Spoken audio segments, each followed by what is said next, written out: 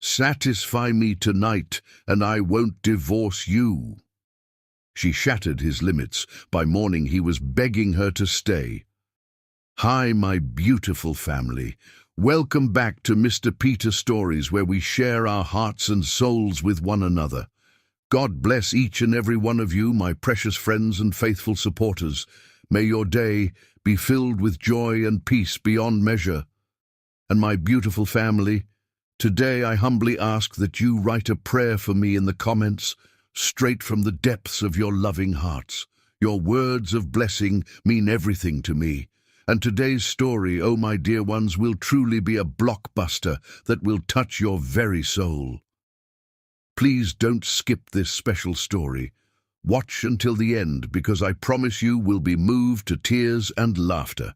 Hit that like button if you feel the love, and let me know you're here, my beautiful family members. Are you present with me today? Let's start with love, as we always do, because love is the foundation of everything beautiful in this world. The crystal chandelier cast diamond-like reflections across Emma's face as she slid the manila envelope across the white tablecloth.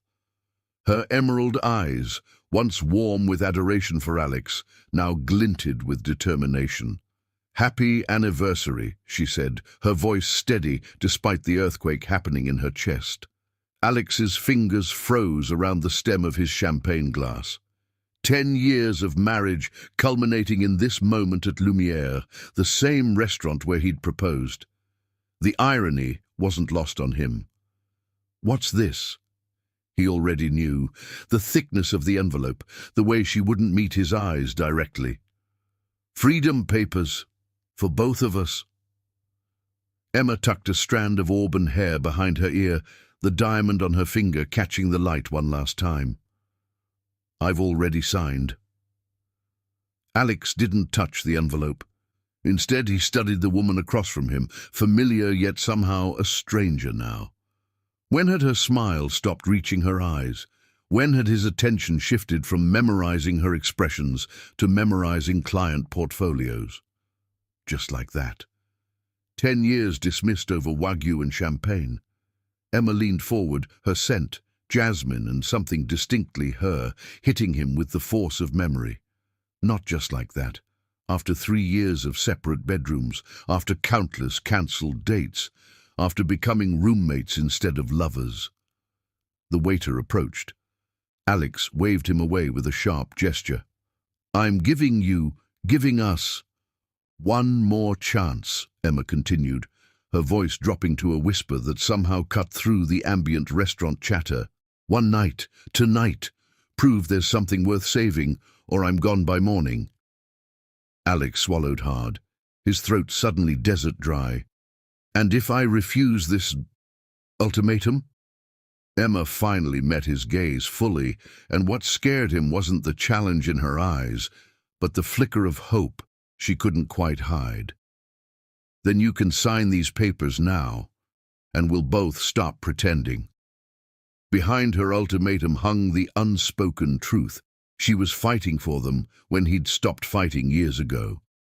And beneath that, a secret she wasn't yet ready to reveal, one that had pushed her to this desperate gamble. Alex reached for the envelope, but instead grasped her hand. "One night," he agreed, not knowing if he was postponing the inevitable or grabbing a lifeline. "Starting now." He signaled for the check. The waiter arrived with practiced efficiency, sliding the leather folder onto the table with a respectful nod. "Cancel the dessert," Alex said, signing with a flourish that betrayed none of his inner turmoil. Emma's eyebrow arched. "That confident in your persuasive abilities?" "No," he answered, rising and extending his hand to her. "That afraid of wasting a single minute." The honesty surprised them both. Emma hesitated before placing her hand in his, the simple contact sending electricity through fingers that hadn't touched with intent in too long. Outside, the October air nipped at exposed skin. Alex handed the valet his ticket, then turned to Emma. "Your rules, your game. Where do we start?" Emma lifted her chin, moonlight silvering her profile. Home. We start where everything fell apart. The valet pulled up with their sleek black Tesla. Alex opened Emma's door, a courtesy he'd maintained even as other intimacies had fallen away. As she slid past him, her perfume lingered, awakening memories of a time when they couldn't keep their hands off each other. Their house loomed ahead, modern, elegant, and as Alex now realized with striking clarity, utterly devoid of warmth. A showpiece, not a home. When had they started living in a museum of their former happiness? Emma's fingers tightened around her purse. Last chance to sign the papers and skip the drama. Alex parked in the driveway and turned to face her fully. I've skipped enough where you're concerned. He reached out, brushing a strand of hair from her face. I accept your challenge, Emma. One night to remember why you fell in love with me. One night to prove I can be the man you deserve. Her breath caught, the first crack in her armor. You seem awfully confident for someone who's been emotionally AWOL for years. Alex traced his thumb along her jawline, feeling her pulse quicken beneath his touch. Not confident, he whispered. Desperate. And in that raw admission lay the first real connection they'd shared in years. Chapter 2. The Time Capsule. Their home looked exactly as it had that morning, immaculate, tasteful, and utterly devoid of passion. Alex loosened his tie as Emma kicked off her heels by the door, the familiar choreography of their evenings almost painfully routine. So what now? He asked, shoving hands into pockets. How exactly does one save a decade-long marriage in a single night? Emma didn't answer. Instead, she moved toward their bedroom, not the separate guest room she'd been occupying for months, but their original master suite. Alex followed, curiosity overriding his defensive posture. He froze in the doorway. Their bedroom had transformed. Gone was the sleek modern decor they'd graduated to. Instead, white string lights draped across the ceiling like stars. Scattered rose petals formed a path to their bed, which was now covered with the vintage quilt from their honeymoon cabin in Aspen. What is this? His voice cracked despite himself. Emma stood by the bed, vulnerability replacing her restaurant bravado. I thought we might need to remember who we were before we decide who we'll become. She knelt and pulled something from beneath the bed, a weathered metal box with their initials engraved on top. Alex's breath caught. Their time capsule.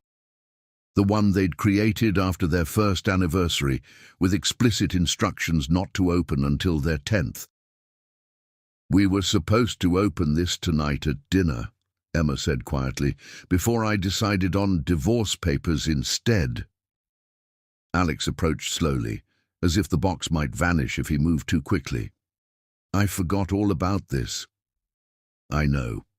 So did I until last week when I was packing some things and found it. Emma's fingers traced the engraved E+A on the lid. I almost opened it alone. Why didn't you? Her eyes met his, unguarded for the first time in years. Because we made a promise. Those 4 words hung between them, heavy with implication. How many other promises had they broken over the years? Small ones at first, then larger ones, until the foundation of their relationship had fractured beyond recognition. May I? Alex gestured to the space beside her. Emma nodded, and he lowered himself to the carpet, careful to maintain a respectful distance. The box sat between them, a time machine to their former selves. Together, he asked, placing his hand on one side of the lid. Emma hesitated, then placed her hand on the other side. Together. They lifted the lid in unison. Inside lay carefully preserved treasures from a marriage still flush with promise, a cork from their wedding champagne, concert ticket stubs, a hotel key card, a pressed wildflower from their first hike, a small jar of sand from their honeymoon beach, and letters. 2 sealed envelopes, one with Emma's handwriting, one with Alex's. We wrote letters to our future selves, Emma whispered, a catch in her voice. Alex nodded, remembering the night they'd sat across from each other at their small kitchen table in their first apartment, writing earnestly about the life they imagined building together. "You first," Emma said, handing him the envelope with his handwriting. Alex hesitated. What if the man who wrote this doesn't exist anymore? Emma's expression softened. "Then meet him again." "I'd like to." With trembling fingers, Alex broke the seal and unfolded pages yellowed with time. His own handwriting, more exuberant than his current corporate signature, stared back at him. "To Alex, the lucky man who has been married to Emma for 10 years, he read aloud, voice unsteady. "If you're reading this, congratulations on not screwing up the best thing that ever happened to you." Emma's surprised laugh encouraged him to continue. "I'm writing this 1 year into the greatest adventure of my life. Today, Emma fell asleep on my chest while we were watching that documentary about penguins she insisted on. I couldn't move for 2 hours. My arm went completely numb, and it was still the best part of my day." Alex paused, remembering that moment with startling clarity. "By now, you've probably built the A-frame cabin in Colorado we've been designing. Emma's probably still taking photos of everything, filling albums with moments you'd otherwise forget. You've traveled to at least 15 countries together. Maybe you've started the family you talk about, or maybe you're still selfish with your time together." Alex swallowed hard. No cabin, no 15 countries, just business trips and separate vacations these past few years. No family, no photos recently. Emma had stopped documenting their lives. "Whatever you've done, wherever you are, I have just one question. Do you still watch her when she doesn't know you're looking? Do you still catch your breath when she laughs? Does your heart still race when she walks into a room?" His voice broke. He couldn't continue, because the answer was no. Somewhere along the way, he'd stopped seeing her. Emma gently took the letter, her fingers brushing his. She continued reading where he'd left off. "If not, fix it, you idiot. Nothing, not your job, not money, not success, is worth losing the way she looks at you, the way she believes in you, the way she loves you. I don't know what challenges you've faced or will face, but I know this. Choose her. Every time, choose her." Emma's voice faltered on the last sentence. Silence filled the space between them, broken only by the sound of their uneven breathing. "Your turn," Alex finally said, nodding toward her unopened letter. Emma stared at her envelope for a long moment before breaking the seal with delicate precision. She unfolded her letter, took a deep breath, and began. "Dear future Emma, I'm writing this while watching Alex sleep. He has no idea how ridiculously handsome he is when he's completely relaxed, his guard down, his face peaceful. I hope you still steal these moments to just watch him exist." Emma paused, a flush creeping up her neck. She looked up to find Alex watching her with an intensity that made her breath catch. 10 years with this man. I can hardly imagine it, yet I can't imagine anything else. By now, you've weathered storms together. You've fought and made up. You've built something beautiful. Emma's voice grew steadier as she continued. "Remember how he brings you coffee in bed every Sunday? How he knows exactly when to argue with you and when to just hold you? How he calls your mother on her birthday, even though she talks his ear off for an hour? Don't take these things for granted. These are the threads that weave a life together." Alex's throat tightened. He'd stopped those Sunday coffees 3 years ago when work became too demanding. Stopped engaging in their heated debates about politics, literature, everything. Stopped calling her mother altogether. If you've forgotten how to see the extraordinary man behind the ordinary moments, look harder. If the passion has faded, rekindle it. If you've grown apart, grow together again. Marriage isn't a destination, it's a journey you choose every single day. Emma's hands trembled slightly as she turned the page. "P.S. If he's still doing that thing where he pretends he doesn't dance but then twirls you in the kitchen when your song comes on, you've done something right. She folded the letter carefully, not meeting Alex's eyes. We were so young, she whispered.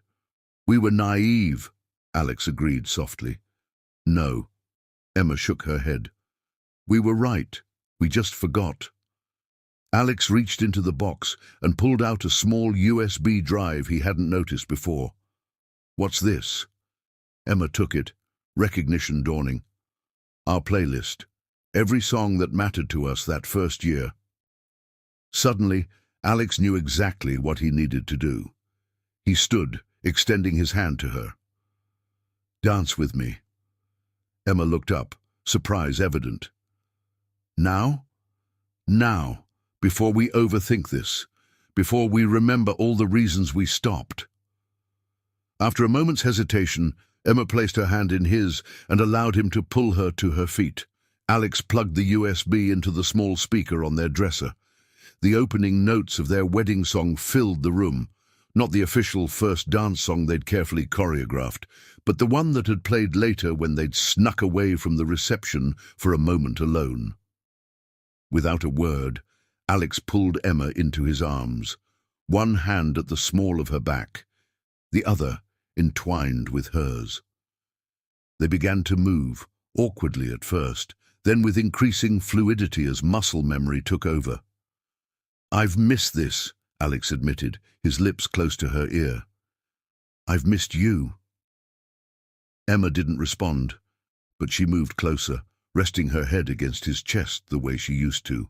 Alex closed his eyes, breathing in the scent of her shampoo, feeling the shape of her against him.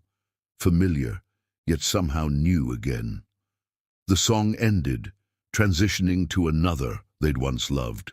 Neither made a move to separate. Instead, they continued swaying together in the softly lit room, surrounded by artifacts of a love they'd once cherished above all else.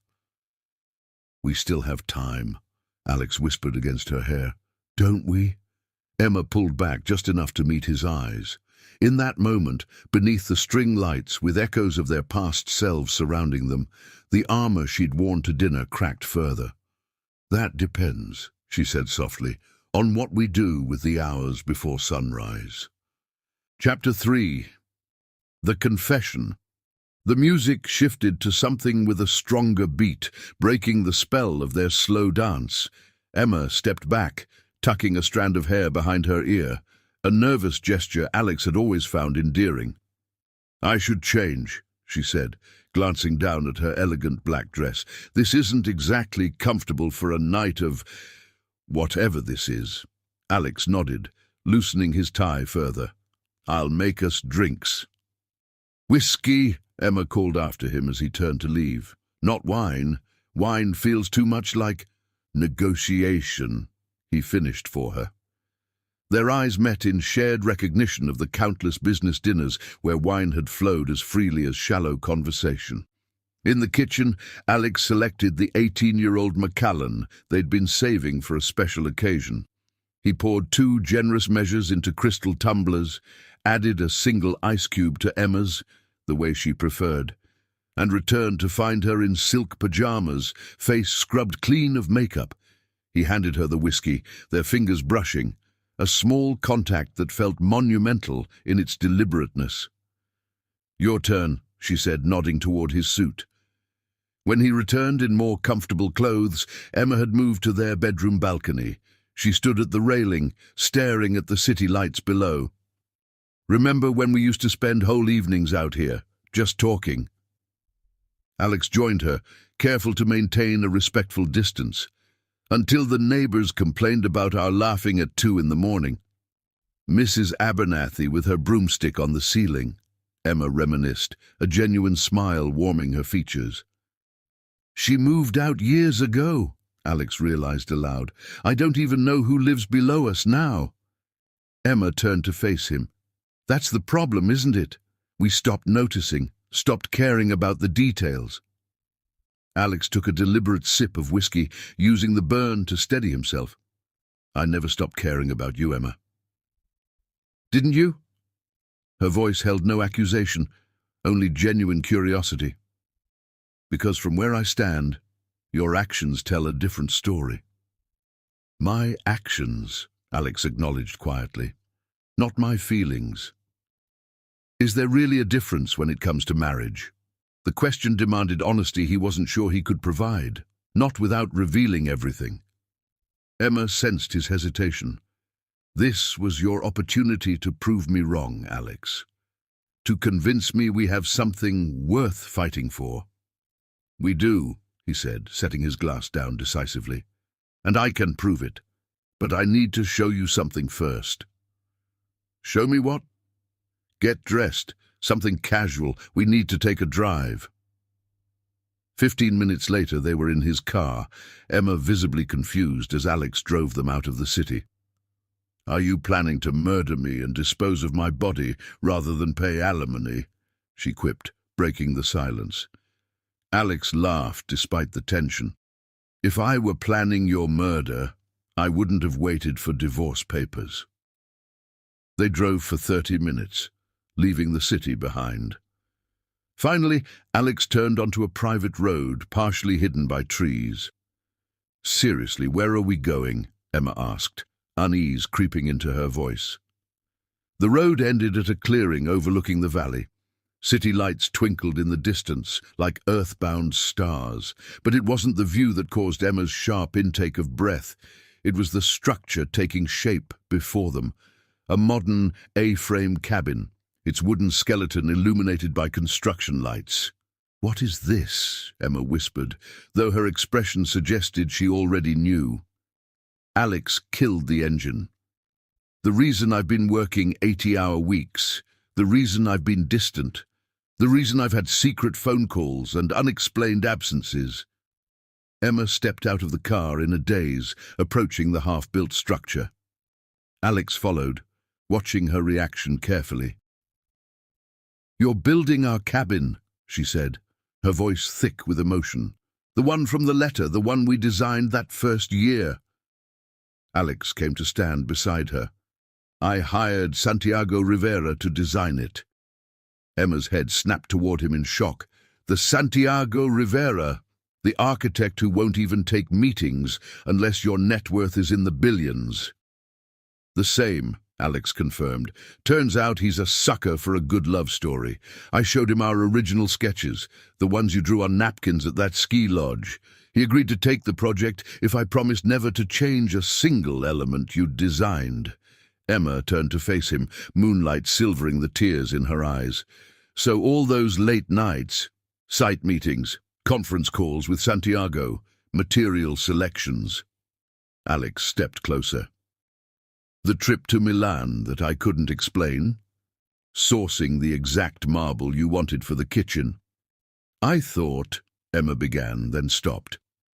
That I was having an affair, Alex finished for her. I know. I saw the search history on your laptop. Signs your husband is cheating. Private investigators near me. Emma looked away, embarrassed. You were so secretive, so distant. What was I supposed to think? You were supposed to trust me, Alex said softly. But I didn't give you much reason to, did I? He took her hand, leading her through the front doorway into what would eventually be their great room. The roof was incomplete, leaving the space open to the star-filled sky above. This is where the fireplace will go, he explained, pointing, with the reading nook you wanted built into the wall beside it. Emma moved through the space, touching supports and beams as if to convince herself they were real. You remembered everything. I never forgot, Emma. I just got distracted by building a life I thought you deserved. The promotions, the bigger house, the investment portfolio. He ran a hand through his hair in frustration. I was so focused on providing the life we talked about that I forgot to actually live it with you. Emma stopped her exploration, turning to face him fully. Why didn't you tell me about this place? Because you get this look when you're truly surprised by something you love, Alex said, stepping closer. Your eyes widen first, then your lips part just slightly, and there's this moment, this perfect moment, where you're speechless with joy. I wanted that moment on our anniversary."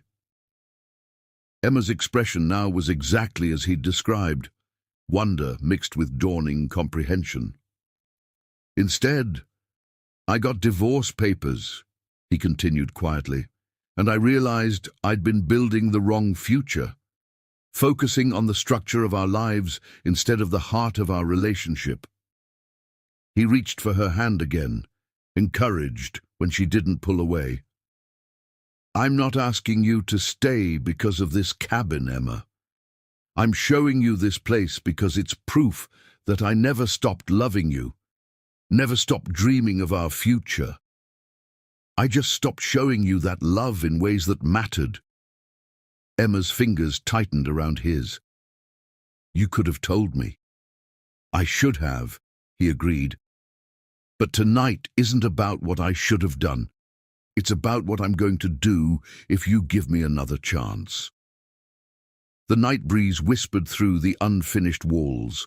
Above them, stars glittered in the vast expanse of sky, visible through the missing roof. In this half-built dream, their future hung in perfect, precarious balance. "I can't promise you that cabin from our letters," Alex said softly, "but I can promise to build whatever future you want, together. No more working in secret. No more assuming I know what you need without asking." Emma looked up at him, moonlight catching the tears tracking silently down her cheeks. "You weren't the only one keeping secrets," she whispered. Chapter 4. The Storm. They drove back toward the city in charged silence, Emma's cryptic confession hanging between them like smoke. Alex gripped the steering wheel, resisting the urge to demand elaboration. She would tell him when ready, if she decided he deserved to know at all.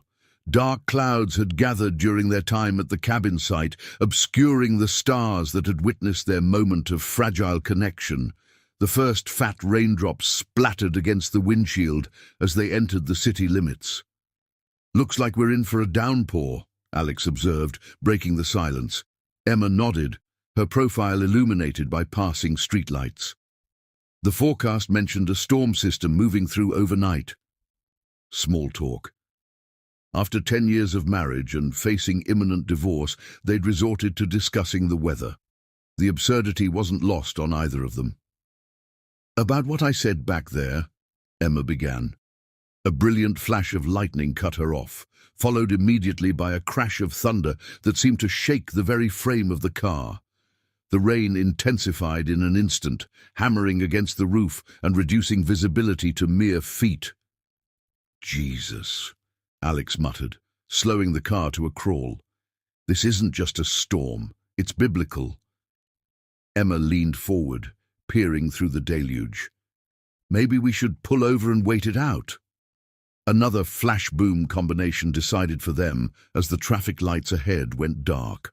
Within seconds, the streetlights followed. "Power outage," Alex said unnecessarily. "We're only 10 minutes from home. I think we can make it if we go slow." Emma nodded, her earlier tension momentarily forgotten in the face of more immediate concerns. They navigated the rain-slicked streets carefully, witnessing the progressive darkening of the city as the blackout spread. By the time they reached their building, the entire neighborhood had gone dark. The underground parking garage was eerily silent, emergency lights casting weak yellow pools at regular intervals. Their footsteps echoed as they made their way to the private elevator that served their penthouse. Alex pressed the call button. Nothing happened. "Backup generators should have kicked in," he frowned, pressing it again. Emma sighed. "Stairs it is. 15 flights in heels I've already kicked off once tonight. Perfect." Despite everything, Alex smiled. "I could carry you." Emma's eyebrow arched. "Just because I kissed you at the cabin doesn't mean I'm swooning into your arms, Hemsworth." "You didn't kiss me at the cabin," Alex corrected, holding open the stairwell door. "You almost told me something important, then clammed up the entire drive home." Emma started up the stairs, her light jacket pulled tight against the chill of the concrete stairwell. Maybe the moment passed. "Or maybe you're still deciding if I deserve your trust." She glanced back at him, surprise registering at his insight. "When did you get so perceptive?" "I've always been perceptive," Alex countered, following her. "I just stopped paying attention to the right things." By the 8th floor, they were both breathing heavily. By the 12th, conversation had ceased entirely in favor of conservation of oxygen. When they finally reached their floor, Emma leaned against the wall, catching her breath. "Remind me," she panted, "to cancel my gym membership. Divorce apparently comes with its own cardio program." Alex fished out his keys, grimacing at her casual reference to their separation. 1 step forward, 2 steps back. At least the door locks are manual. Inside, their apartment was preternaturally quiet. No hum of electronics, no ambient sounds from the climate control system, just the thunderous rain against the windows and their own breathing. "I'll find candles," Emma offered, using her phone's flashlight to navigate toward the kitchen. Alex headed for the utility closet, where they kept emergency supplies. He returned with a battery-powered lantern that cast a soft glow across the living space. Emma emerged from the kitchen with a collection of scented candles on a tray. "All I could find," she explained. "I've been meaning to restock the emergency kit." "We've both been meaning to do a lot of things," Alex replied, helping her place and light the candles around the room. Gradually, their home transformed. Shadows danced across walls as lightning periodically illuminated the room in harsh white flashes. The artificial coolness of their modern decor softened in the warm candlelight, revealing hints of the cozy space it had once been. "It's beautiful," Emma murmured, removing her damp jacket. "In a post-apocalyptic sort of way." Alex found himself watching her, illuminated by candlelight, more breathtaking than she'd been in their time capsule photos. He'd been a fool to stop looking, to stop seeing. "I'll make a fire," he offered, moving toward the sleek gas fireplace. "It's electric," Emma reminded him. "No power, remember?" Alex paused, chagrined. Right, of course. Another sign of how they'd prioritized aesthetics over function, convenience over connection. Their original apartment had featured a wood-burning fireplace they'd used constantly during winters. "We could build a fire in the bathtub," he suggested, only half joking. To his surprise, Emma laughed, a genuine sound he hadn't heard in too long. "And set off the sprinkler system? I'm trying to divorce you, not murder you for the insurance money." The casual mention of divorce again. Alex winced. Emma noticed. "Too soon for gallows humor?" "It's not the timing," Alex admitted, sinking onto the sofa. "It's hearing you say it so easily, like you've already moved on in your mind." Emma remained standing, arms crossed protectively over her chest. "I had to get comfortable with the idea before I could take action. I've been practicing saying it for months." The confession landed like a blow. "Months," he repeated. "While I was building our dream cabin, you were rehearsing our ending. While you were disappearing into secret projects and late nights, I was trying to figure out why my husband couldn't stand to be around me anymore," Emma corrected, heat entering her voice. "Don't make me the villain for protecting myself." "I'm not," Alex began, then stopped, reining in his defensiveness. "You're right. I'm sorry." Emma blinked, clearly not expecting the concession. Silence stretched between them, broken only by another dramatic thunderclap. "We should change into dry clothes," she finally suggested. Alex nodded. "I'll take the guest bathroom." Another crack of lightning illuminated Emma's face, the flash revealing a fleeting expression of disappointment. Or was he imagining what he wanted to see? They moved through their familiar routines in separate spaces, the storm raging outside while a different kind of turbulence churned within. When Alex emerged in dry clothes, he found Emma sitting cross-legged on the floor near the candles, her damp hair piled atop her head, wearing leggings and an oversized sweater he recognized as his own.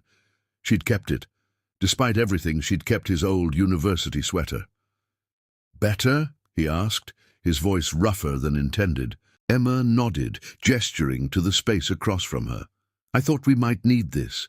Between them sat an unopened bottle of tequila and 2 shot glasses, the same brand they'd shared on their first date when Emma had declared she could outdrink him. She had.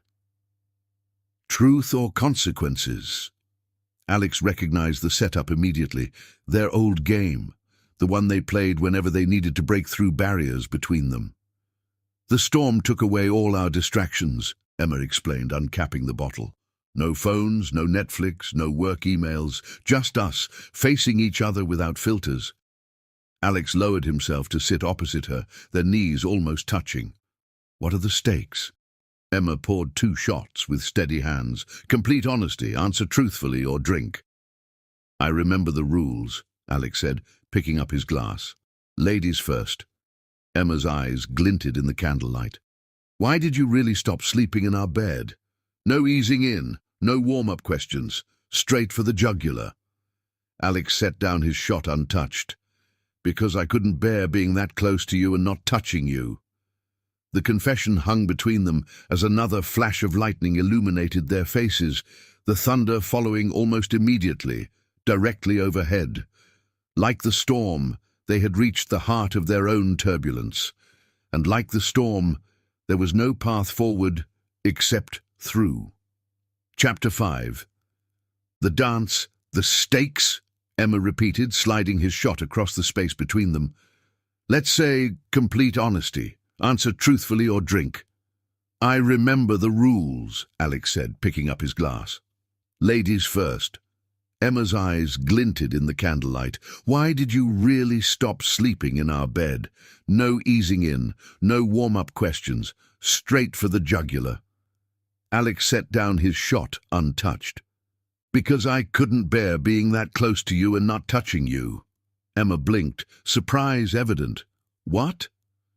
3 years ago, after that charity gala. You were upset because I spent the whole night networking instead of being your date. We argued. You said, why did you even bring me if you were going to ignore me all night? I remember, Emma said quietly. That night, I reached for you, and you turned away. Alex swallowed hard. And it occurred to me that I'd become the thing I never wanted to be, the husband who takes his wife for granted. I disgusted myself. So you punished yourself by moving to the guest room. Emma's brow furrowed. That makes no sense, Alex. It wasn't punishment. It was self-preservation. He ran a hand through his hair. Every night, lying next to you, wanting you but knowing I hadn't earned the right to touch you. It was torture. Emma stared at him, candlelight flickering across her features. You never said, what was I supposed to say? Hey, I know I've been a terrible husband, but I still want to have sex with you. Alex shook his head. I figured you were relieved I wasn't bothering you anymore. Bothering me? Emma repeated incredulously. You thought making love to your wife was bothering her? Alex looked away. My turn. Why didn't you ever ask me to come back? Emma's fingers tightened around her shot glass, but she didn't drink. Pride at first, then fear. Fear of what? That you'd say no. That you'd confirm what I suspected. That you didn't want me anymore. Her voice dropped to a whisper. That you were staying out of obligation, not desire. Lightning flashed, briefly illuminating her face, vulnerable in a way she'd never allowed at their couples' therapy sessions. I've never stopped wanting you, Emma. The words escaped before Alex could filter them. Not for a single day. The confession hung between them, charged as the air before lightning strikes. Emma's gaze dropped to his lips, then back to his eyes. My turn, she said, voice unsteady. At the cabin, when we almost kissed, why did you pull back? Alex exhaled slowly. Because I wanted to be sure it wouldn't be goodbye. Another crack of thunder shook the windows. The storm outside mirrored the intensity building between them. Your turn, Emma prompted. Alex studied her face in the flickering light. What were you going to tell me at the cabin? What secret were you keeping? Emma's hand trembled slightly as she lifted her shot glass. For a moment he thought she would drink, choose alcohol over truth. Instead, she set it down untouched. I was offered partnership at Lawson & Reed. Alex's brow furrowed in confusion. The firm in Paris? Richard Lawson's firm? Emma nodded. Richard reached out personally, said they need someone to head their international arbitration division. Richard, Alex repeated, a cold weight settling in his stomach. Your ex-boyfriend Richard? The one who... Yes, that Richard. Emma held his gaze steadily. He heard about the Petrova case I won last year. Alex processed this information, pieces clicking into place. The international calls she'd been taking privately, the French language refresher course on her browser history he'd glimpsed. He'd assumed these were signs of her planning a post-divorce life, not a completely different betrayal. You're considering it? Not a question. I was, Emma corrected. It's an incredible opportunity. In Paris, Alex stated flatly, with Richard. The location and Richard's involvement are incidental to the position. Emma's lawyer voice, precise, controlled. Bullshit. Alex rarely swore at her. Nothing about Richard Lawson is ever incidental. He's been trying to get you back since the day we got engaged. Emma's eyes flashed. This is exactly why I didn't tell you. You always reduce my professional opportunities to some soap opera about men fighting over me. Is he still married? Alex demanded. That's not relevant to the... Is he still married? Each word precise, controlled. Emma sighed. He's separated, filing for divorce. Alex barked a humorless laugh. Convenient timing. My turn, Emma cut in, clearly eager to change subjects. Why did you stop bringing me coffee on Sundays? The abrupt shift threw him. What? In my letter, I mentioned how you brought me coffee in bed every Sunday. You stopped. Why? Alex reached for his shot, then changed his mind. If she could face uncomfortable truths, so could he. Because you stopped being there, he said quietly. That first Sunday after you presented at the International Law Forum, I brought your coffee as usual, but you'd already left for the office. The next Sunday, same thing. By the third Sunday, I figured you'd rather have the extra work hours than lazy morning rituals with me. Emma's expression softened. I thought you stopped because you didn't want to maintain the tradition. I thought you were sending me a message that your career had become more important than our rituals. I was trying to make partner, Emma explained. Those weekend hours were expected, not chosen. You never said that.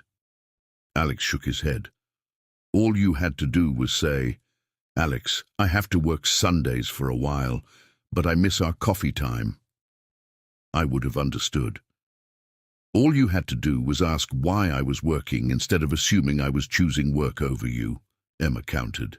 They stared at each other, the revelation of their mutual misinterpretations hanging between them. We stopped talking, Emma said softly. Really talking. We stopped listening, Alex corrected, even when we did talk. Another flash of lightning illuminated the room, followed by a boom of thunder directly overhead. The candles flickered, and one went out completely. My turn, Alex said, leaning forward to relight the extinguished candle. Are you still attracted to me? Emma's eyes widened. That's what you want to know? With everything at stake? It seems fundamental, Alex replied. You can be committed to someone without still wanting them. You can love someone without desiring them. Emma held his gaze for a long moment, then deliberately raised her shot glass and drained its contents. Alex felt the rejection like a physical blow, his chest tightening painfully. I couldn't answer, Emma explained, setting down her empty glass, because it's not a simple yes or no, and I refuse to reduce 3 years of physical estrangement to something so binary. Fair enough, Alex managed, reaching for his own shot. Don't, Emma said, placing her hand over his to stop him. Let me finish. The touch, her first deliberate initiation of contact, sent electricity through him.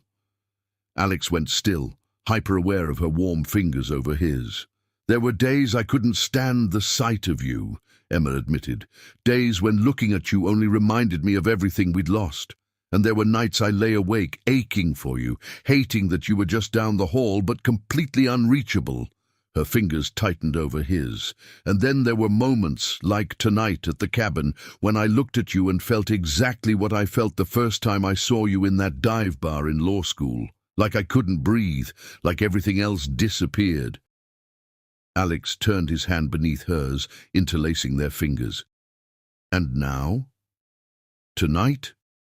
Thunder rumbled again, softer this time, the storm beginning to move past them. Emma's free hand reached for her phone. What we need, she said, evading his question, is music. She scrolled briefly, then selected something. The opening notes of a familiar song filled the room, their song, but not the wedding version from earlier. The original track they'd been listening to the first time they danced in his cramped law school apartment. Emma stood, tugging him to his feet. Dance with me, Emma. Dance with me, Alex. Now, before we overthink this. Before we remember all the reasons we stopped. His own words from earlier, redirected back at him. Alex couldn't help but smile as he allowed her to pull him to an open space between the sofas. Unlike their earlier slow dance in the bedroom, Emma moved into his arms with purpose, her body pressing against his with deliberate intent. One hand slid up his chest to rest at the nape of his neck, fingers threading through his hair. The other grasped his hand, bringing it to rest at the small of her back. Alex's breath caught as she molded herself against him, familiar curves fitting perfectly against him. They began to move, and this time there was nothing awkward about it. Their bodies remembered what their minds had tried to forget, how perfectly they complemented each other, how naturally they moved together. I've answered your question, Emma murmured, her lips close to his ear.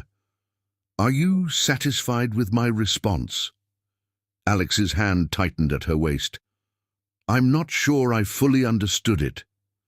Emma pulled back just enough to meet his eyes. In the candlelight, her expression was more open than he'd seen in years. Then let me clarify, she whispered, rising on tiptoes to press her lips to his. The kiss began hesitantly, a question, an offering. When Alex responded, gathering her closer, Emma made a small sound in the back of her throat that sent heat coursing through him. The kiss deepened, years of restraint giving way to hunger neither had fully acknowledged until this moment. When they finally broke apart, both breathing heavily, Emma rested her forehead against his chest.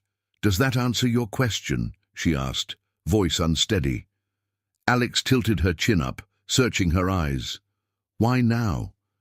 Because the storm took away all our distractions. Emma echoed her earlier words. No pretenses, no hiding behind work or separate rooms or polite distance. Her fingers traced the line of his jaw, a touch so tender it made his heart ache. And because for the first time in years, she continued softly, I'm seeing the man I fell in love with instead of the stranger he became. Alex turned his face to press a kiss to her palm.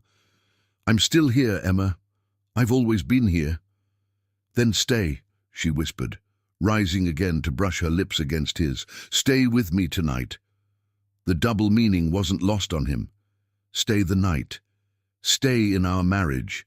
Stay in our life.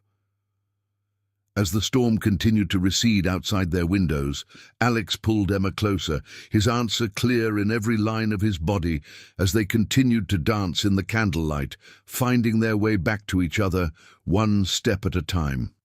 Chapter 6. The Rival. The storm had passed, leaving behind a gentle rainfall that tapped against the windows. Candles still flickered throughout the apartment, though many had burned low. Emma and Alex had moved to the plush rug in front of where the fireplace would be roaring if the power hadn't failed.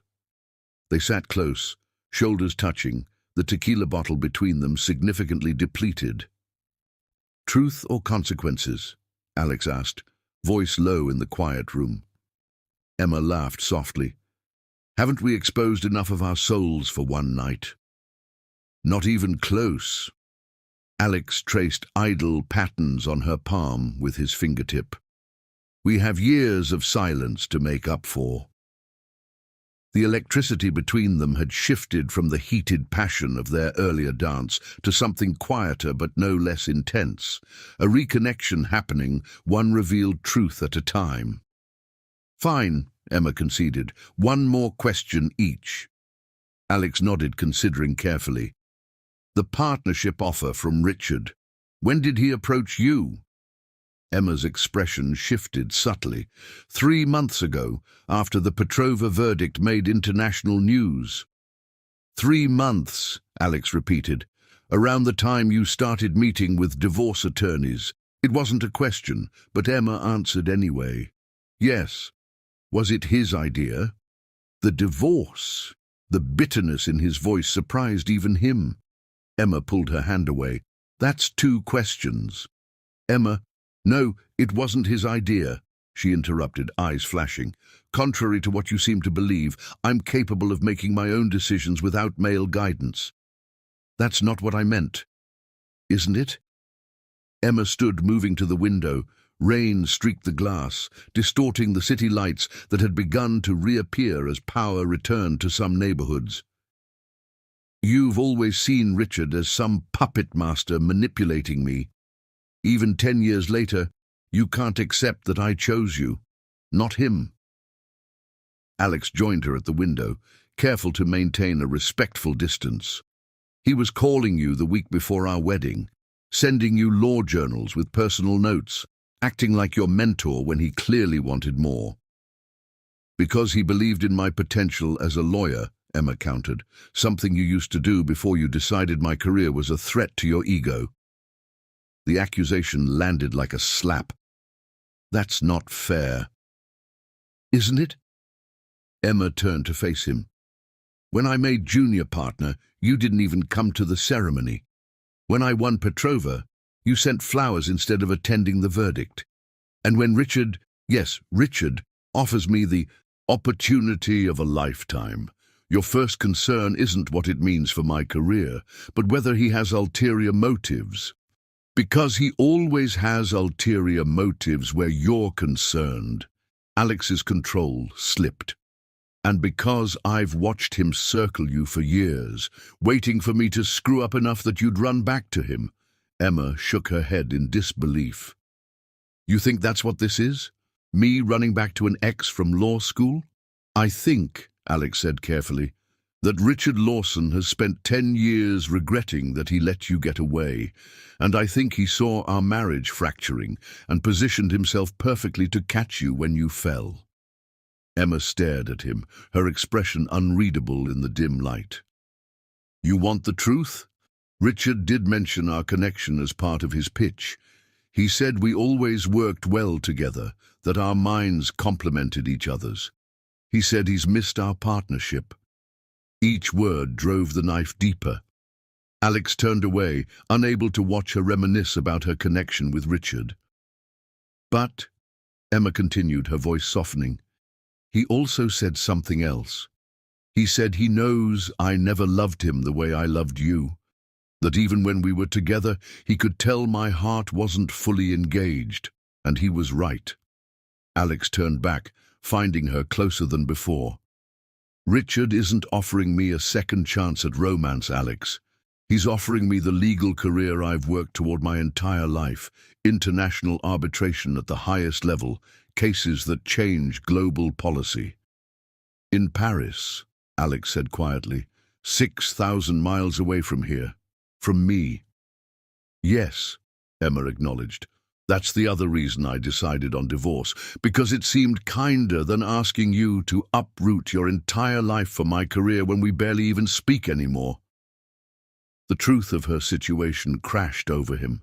She hadn't been planning to leave him for Richard. She'd been planning to leave him to pursue her dreams, dreams he'd stopped supporting years ago. Did you accept the offer? He asked, dreading the answer. I have until the end of next week to decide, Emma replied. The partnership officially begins in January. 3 months from now, a lifetime and no time at all. My turn, she said softly. If I took this position, if I moved to Paris, what would you do? The question hung between them, weighted with possibilities. Alex could feel the trajectory of their future balancing on his answer. 10 hours ago, he would have reacted with anger, with accusations, with ultimatums of his own. But standing here in the soft darkness, having glimpsed what they still could be together, he found clarity instead. I'd help you pack, he said simply. Emma's eyes widened in surprise. Then I'd call Santiago and tell him to adapt the cabin plans so we could rent it out while we're abroad, Alex continued. I'd reach out to my firm's international division about transfer possibilities, or maybe look into teaching positions at French universities, and I'd start intensive French lessons because my 3 semesters in college won't get me very far. Emma stared at him, speechless. What? Alex asked, a small smile playing at his lips. Did you think I'd throw a tantrum and refuse to consider it? Honestly, yes. Emma's voice was barely above a whisper. That's exactly what I expected. The old me would have, Alex acknowledged. The me who was so focused on my own path that I couldn't see I was leaving you behind. But Emma, if tonight has shown me anything, it's that I don't want a life that doesn't include you. He stepped closer, emboldened when she didn't retreat. If Paris is where your dreams are taking you, then Paris is where I need to be. He tucked a strand of hair behind her ear. Though I reserve the right to complain about French coffee and make terrible puns about the Eiffel Tower. A tear slipped down Emma's cheek. You would really leave everything? Your position at the firm, the cabin project, our life here? None of those things matter without you, Alex said simply. And I think that's been the problem all along. I've been treating our relationship like it's one aspect of my life instead of the foundation of everything. He brushed the tear from her cheek with his thumb. I lost sight of us, Emma. I forgot that we're a team, that your dreams are as important as mine, that your career deserves my support, not my competition. More tears followed the first. Alex gathered her gently into his arms, relieved when she came willingly, her head finding its familiar place against his chest. Why couldn't you have said this 3 months ago? She whispered against his shirt. Before I paid a divorce attorney $5,000? Alex laughed softly, the sound rumbling through his chest. Because I needed to see those divorce papers to realize what I was about to lose, and because you needed to give me that ultimatum to break through my stubborn pride. Emma pulled back just enough to look up at him. So what happens now? Now, Alex said, brushing his lips lightly against hers, we keep talking. We figure out what Paris looks like for both of us. Or we figure out what staying here looks like if that's what you decide.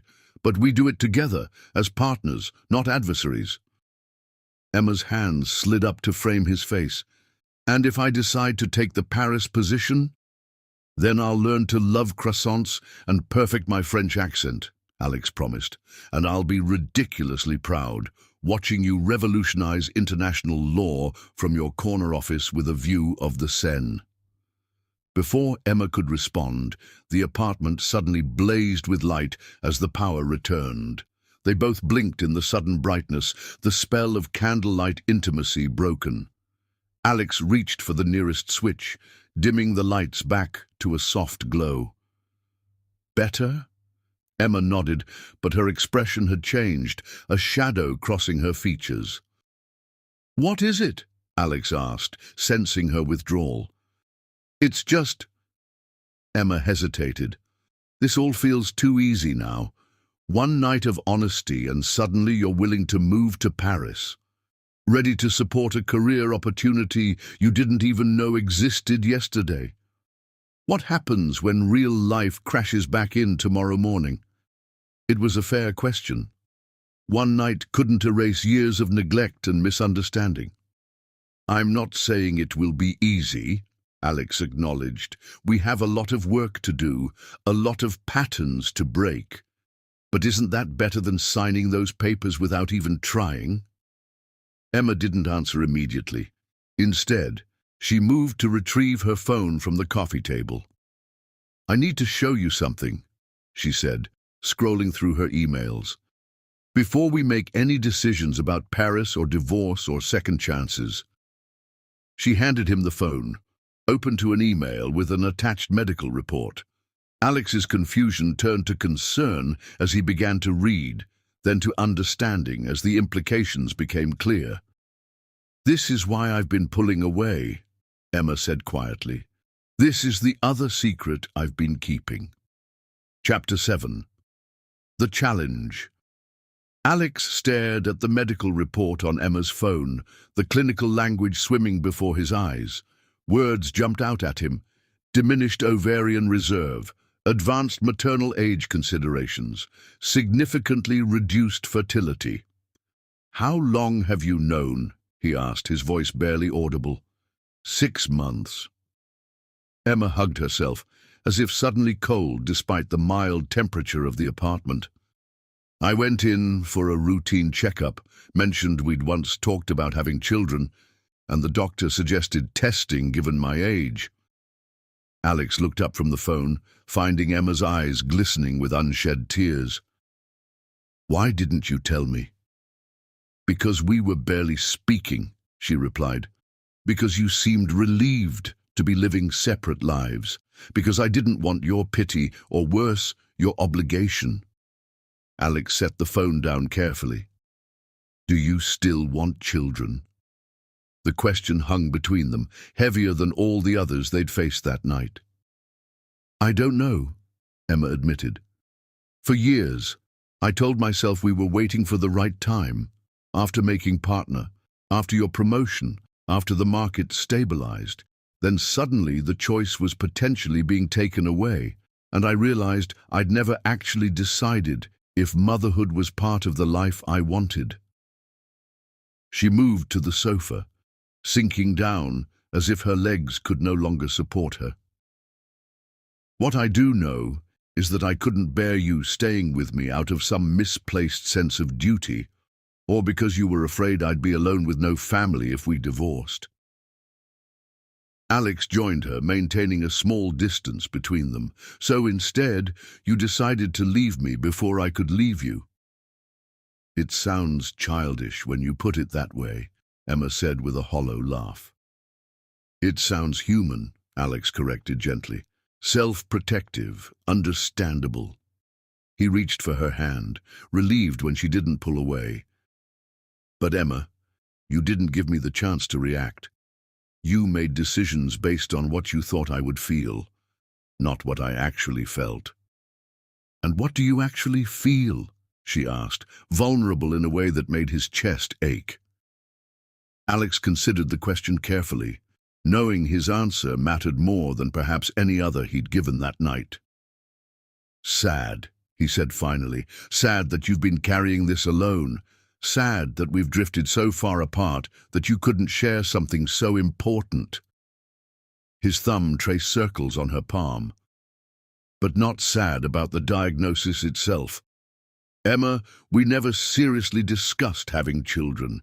It was always this abstract future possibility. If you're grieving that potential loss, I'll grieve with you. But don't assume I'm disappointed or that I'd value you less. Emma studied his face, searching for insincerity. You've never wanted kids? I've never not wanted them, Alex clarified. But they've never been a requirement for my happiness. You, on the other hand, his voice softened. You've always been essential. A single tear escaped, tracking down Emma's cheek. Even now? After everything? Especially now? Alex brushed the tear away. Tonight has reminded me of what we were, what we are when we actually see each other. I don't want to lose that again. Emma's phone chimed with a text notification. She glanced at it, then set it aside with a small frown. "Richard," she explained, catching Alex's questioning look. "Checking if I've made my decision about Paris." The name sent a familiar surge of jealousy through Alex, but he tamped it down. "You should respond." Emma raised an eyebrow. "Now?" "No time like the present for honesty, right?" He kept his tone light, though his heart hammered in his chest. "Tell him where things stand." Emma studied him for a moment, then picked up her phone. "What exactly should I tell him?" "The truth," Alex said simply. "That you haven't decided yet." She typed briefly, then set the phone aside. "Done. Though he'll probably call tomorrow looking for more details." "Let him," Alex said with newfound confidence. "I'm not threatened by Richard Lawson." Emma's lips quirked upward. "Since when?" "Since I realized I've been viewing him as a rival when the real threat to our marriage was my own complacency." He shifted closer to her on the sofa. "I forgot how to fight for us, Emma. I won't make that mistake again." The assertiveness in his tone sparked something in Emma's eyes, a flash of the attraction she'd denied earlier. "Prove it," she challenged softly. "How?" Emma stood, extending her hand to him. "Come with me."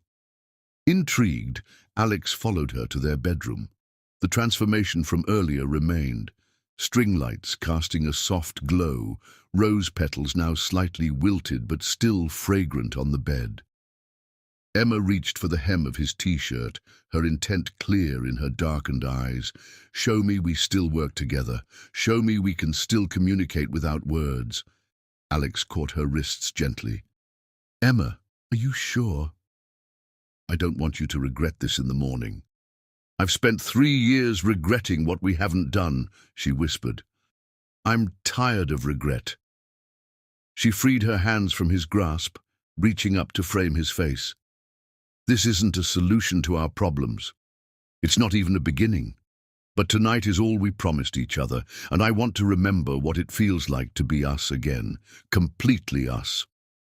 The vulnerability in her admission broke the last of Alex's hesitation. He drew her closer, his kiss conveying what words couldn't: longing, regret, hope, desire. Emma responded with equal fervor, her body pressing against his with unmistakable intent. As clothing fell away and they rediscovered each other with tentative touches that grew increasingly confident, Alex marveled at how familiar yet new this felt. Emma's body had changed subtly over the years, more defined in some places, softer in others.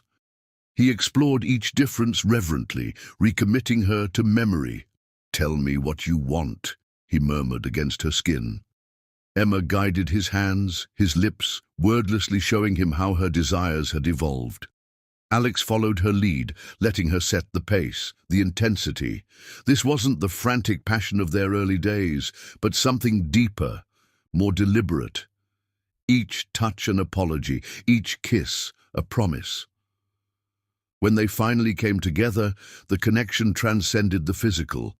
Emma's eyes held his, refusing to let him look away, demanding the intimacy they'd both been avoiding for too long. Afterward, they lay tangled in sheets and rose petals, Emma's head on his chest, his fingers tracing lazy patterns along her spine. The string lights twinkled above them, like the stars visible through the cabin's unfinished roof. "That was—" Emma began, then faltered. "Different," Alex supplied. She nodded against his chest. "Better, I think, more honest." "We're not the same people we were 3 years ago," Alex observed. "Or even yesterday." Emma propped herself up to look at him. "Is that a good thing?" "I think so." Alex tucked a strand of hair behind her ear. "The people we were 3 years ago were headed for divorce. The people we are tonight are at least talking about Paris instead of signing papers." Emma's expression grew thoughtful. "That's the problem, though, isn't it? Who will we be tomorrow, next week, next year? How do I know this version of you, the one who listens, who validates my dreams, who sees me, will still be here when the sun comes up? It was the fundamental question, the one they'd been circling all night. Alex considered it carefully. You don't, he answered honestly. Just as I don't know if the Emma who opens herself to me, who shares her fears and dreams, will remain once we return to our routines. His fingers traced the curve of her shoulder, but maybe that's been our mistake all along, assuming we know each other so well that we stop paying attention. Stop looking for changes. Stop adapting together. Emma settled back against his chest, her hair spilling across his skin. So, what do we do? We challenge each other, Alex suggested, every day, to see each other clearly, to speak honestly, to choose each other consciously instead of running on autopilot.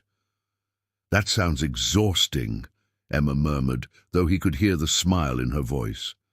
More exhausting than divorce lawyers and moving to separate homes. More exhausting than pretending we don't still love each other. Emma's breath caught at the word neither had spoken all night. Is that what you think this is? Love? Alex tilted her chin up, meeting her gaze directly. I never stopped loving you, Emma, not for a single day. I just forgot how to show it in ways that mattered to you. Emma's eyes searched his, looking for deception or manipulation, and finding none. I want to believe you, she whispered. But one night can't erase years of disconnect. No, Alex agreed. But it can be the first night of whatever comes next. He pressed a gentle kiss to her forehead. I'm not asking you to tear up the divorce papers. I'm not even asking you to say no to Paris. I'm just asking for the chance to show you, day by day, that tonight wasn't a fluke or a desperate last stand. Emma didn't respond immediately. Instead, she rested her head over his heart again, her fingers idly tracing the contours of his chest. I have a condition, she said finally. Name it. Emma sat up, the sheet pooling around her waist, her expression suddenly serious. Complete honesty, from both of us. No more secrets, no more assumptions, no more silent treatments or separate lives under the same roof. Agreed, Alex said without hesitation. I'm not finished, Emma continued. If we're doing this, really doing this, I need you to understand that Paris isn't a whim or a reaction to our marriage failing. It's a genuine opportunity I've worked my entire career to earn. Alex nodded. I understand. And Richard, Emma hesitated. He will be my colleague if I take this position, possibly my mentor, definitely part of my professional life. The old jealousy flared, but Alex pushed it down. I trust you, Emma. I don't need to trust him. She studied him for a moment, then nodded, apparently satisfied with what she saw in his expression. One more thing, she said, her tone softening. The most important thing. What's that? Emma leaned down, her lips a breath away from his. If you ever stop bringing me Sunday coffee in bed again, the divorce is back on. No discussion, no second chances. Alex laughed, the sound rumbling through his chest. That, Mrs. Harrington, is a condition I will happily accept. As Emma's lips met his again, sealing their new agreement, Alex knew they were a long way from solving everything. Paris loomed as a decision point. The divorce papers still existed. Years of habits wouldn't change overnight. But for the first time in longer than he could remember, he felt hope, real, substantial hope, that they might find their way back to each other. Not as the naive young couple who'd buried that time capsule, but as the people they'd become, scarred, wiser, and finally ready to see each other clearly. Chapter 8. The secret room. Dawn approached, pale light seeping through the curtains. Emma dozed beside Alex, her breathing deep and even. He watched her sleep, memorizing the softness that relaxation brought to her features. Her auburn hair spilled across the pillow, one hand tucked beneath her cheek, lips slightly parted. In sleep, she looked exactly as she had 10 years ago when he'd first watched her this way. 3 hours until sunrise, 3 hours until their agreement expired. Alex slipped carefully from the bed, not wanting to wake her yet. He dressed quietly in the dim light, then made his way to the kitchen. Coffee began to brew as he gathered his thoughts, the familiar ritual grounding him in the uncertainty of this pivotal morning. Their night together had reopened wounds and possibilities in equal measure. Hours of honesty, vulnerability, physical reconnection. It was more than he'd dared hope for when she'd slid those divorce papers across the restaurant table. But he knew Emma well enough to understand that morning clarity might bring back her doubts, her practical considerations about their future. He needed to show her one more thing, the final piece of himself he'd kept hidden. Coffee in hand, Alex returned to the bedroom. Emma stirred as the mattress dipped beneath his weight, her eyes fluttering open. For a brief moment, confusion clouded her features, then recognition and remembrance. The night's revelations washed over her face in succession. Vulnerability, wariness, and finally, a cautious warmth. "Is it morning already?" she murmured, voice husky with sleep. "Almost." Alex offered the mug. "But we still have time." Emma sat up, the sheet pooling around her waist as she accepted the coffee with a grateful smile. She took a sip, closing her eyes briefly in appreciation. "You still remember exactly how I take it," she observed, "even after all this time." 2 sugars, splash of cream, heated precisely to the point where you can drink it immediately without burning your tongue, Alex recited. "Some things you don't forget." Emma's smile turned wistful. Unlike anniversary dates, parent-teacher conferences, and dinner reservations, the gentle jab contained no real malice. But Alex winced nonetheless. "I deserve that." "No." Emma sighed, setting the mug on the nightstand. "That wasn't fair. I'm trying not to score points anymore." She ran fingers through her tousled hair, gathering herself. The intimacy of the gesture, so ordinary, so domestic, made Alex's chest ache with longing for the 1,000 mornings he'd squandered. "Time for what?" she asked, referring to his earlier comment. "There's something I need to show you. Something important." Curiosity piqued. Emma dressed quickly in yoga pants and a soft sweater.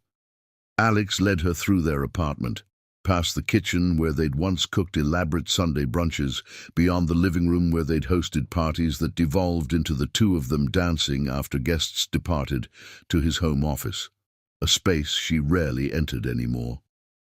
He paused at the bookshelf that covered one wall, feeling Emma's questioning gaze on his back.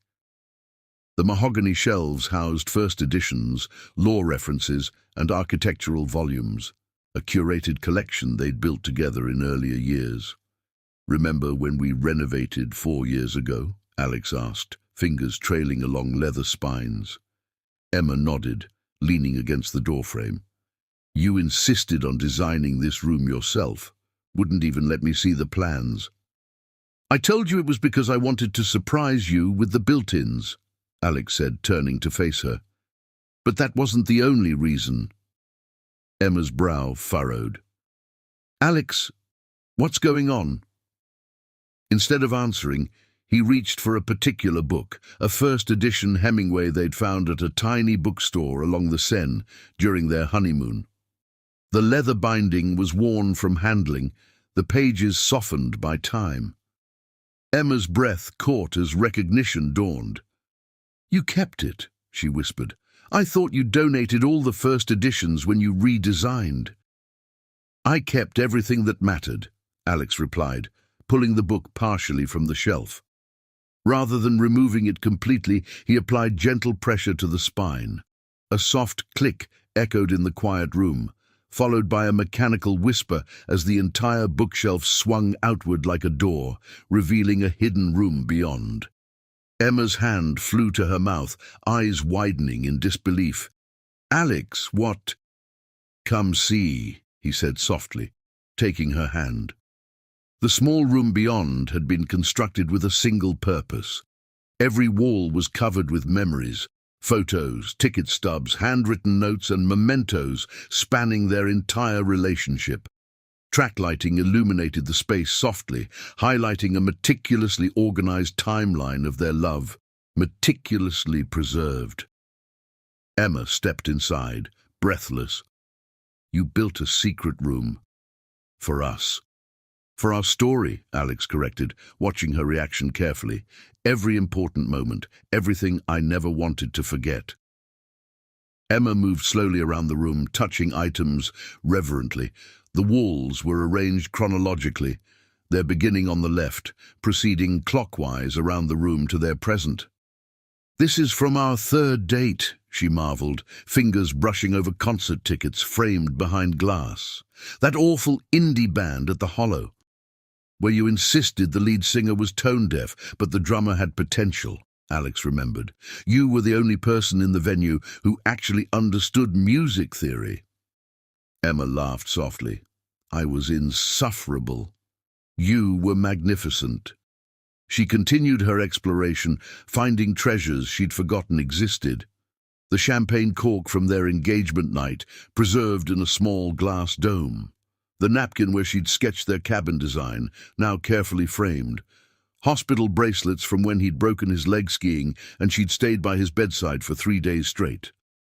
"You kept my crossword puzzles?" she asked incredulously, finding a framed newspaper page where she'd completed the Sunday New York Times in pen without a single error. "You were so proud of yourself," Alex explained. "You did a victory dance around the breakfast table." "I'm surprised you noticed," Emma said, though without bitterness. "That was during your judicial clerkship year. You were buried in case files." "I noticed everything about you then," Alex admitted. "I just stopped saying it aloud." Emma nodded absently, already drawn to another display. Their wedding vows, handwritten on stationery now yellowed with age, framed alongside dried flowers from a bouquet. "I don't even remember what I promised you," she confessed softly. "Isn't that terrible? The most important promises of my life, and I can't recall the exact words." "You promised to challenge me," Alex said, moving to stand beside her. "To never let me become complacent or ordinary. To remind me that comfort isn't the same as happiness." Emma turned to him, surprised. "You remember?" "I remember everything you promised," he said simply, "because I failed to live up to all of it." She studied him for a moment, then turned back to continue her circuit of the room. What she found next stopped her cold, a wall section dedicated to the years of their estrangement. Photos from law firm events she'd attended alone, thinking he hadn't cared. Newspaper clippings about her biggest cases.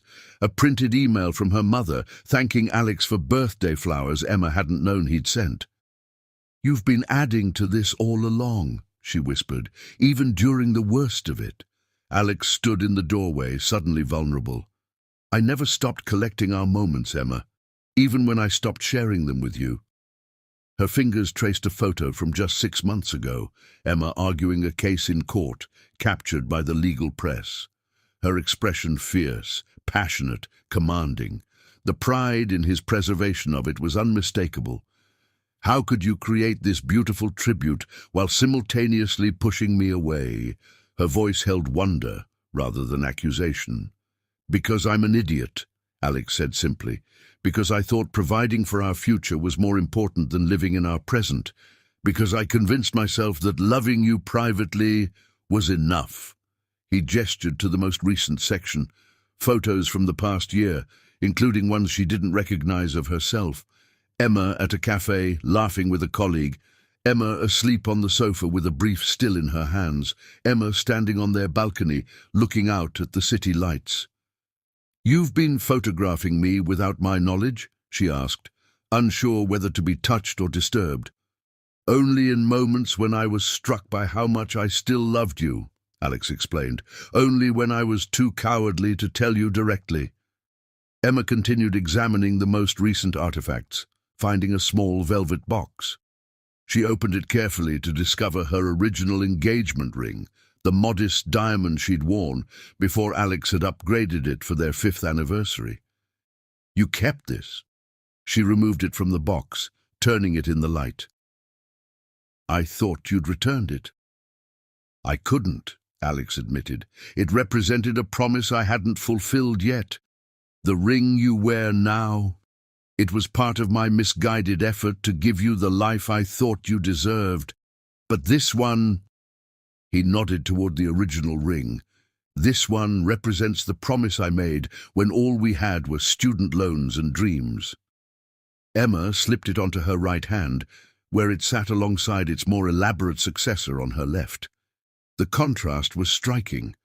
One a symbol of material success, the other a reminder of simpler, but perhaps more authentic connection. "There's more," Alex said, directing her attention to a small table in the center of the room.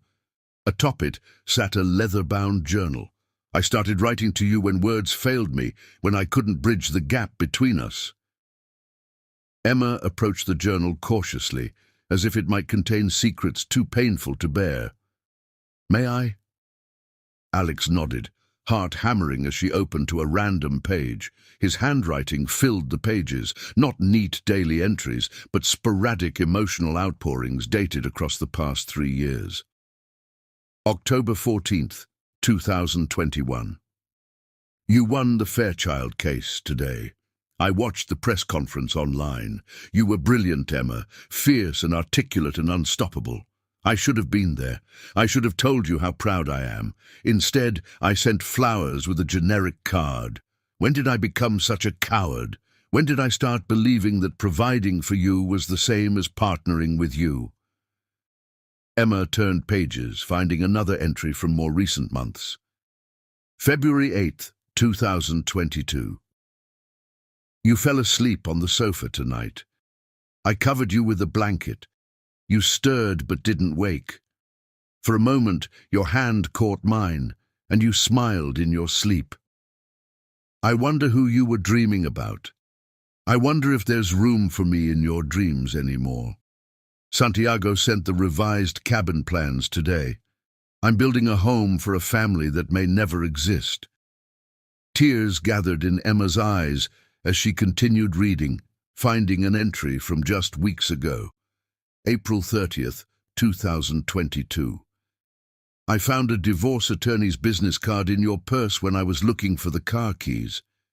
You've been meeting with lawyers, planning your exit. I should feel angry, betrayed. Instead, I feel terrified and strangely relieved that the pretense might finally end. Maybe once we stop pretending to be happy, we can remember how it felt to actually be happy. Or maybe it's too late for that now." Emma closed the journal gently, overwhelmed by the raw honesty of his private thoughts. "You knew I was considering divorce," she said quietly, "before tonight." Alex nodded.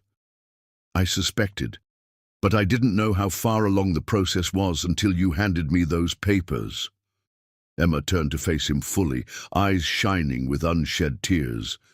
"Ask me not to go," she whispered. Alex shook his head. "I won't. That's not why I showed you this." "Then why?" "To tell you that whether you choose Paris or divorce or a second chance here, this room will keep growing. I'll keep adding memories, from visits if you're in Paris, from co-parenting if we divorce, from our next chapter if you stay." His honesty stripped him bare. "I'm not keeping evidence of our past to guilt you about our future, Emma. I'm showing you that no matter what path you choose, your story will always be the most important one in my life." Emma moved to the final wall, the one facing the door. Unlike the others, it stood empty, bare hooks and frames waiting to be filled. "This space," she said softly, touching the blank wall. "For whatever comes next," Alex explained. "I left it empty because I didn't want to presume, because our future should be written together, not just by me in secret." As dawn's light strengthened outside the window, Emma pressed her forehead to his. "I still haven't decided about Paris. she admitted. Or about us. I know. Alex's arms circled her waist. That wasn't our agreement. You promised me until sunrise to convince you we had something worth saving. I've done my best.